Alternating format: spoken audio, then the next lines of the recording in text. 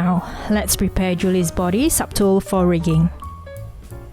Check the subdivision levels under Geometry.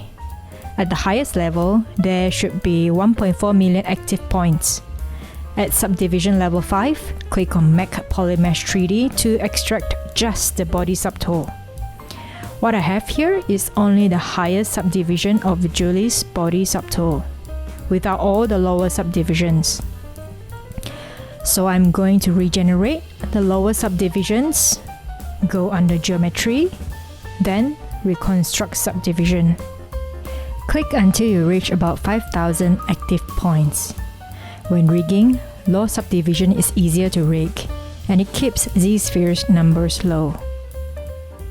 After rigging the low subdivision mesh, the rig can then be transferred to a more detailed high-resolution mesh.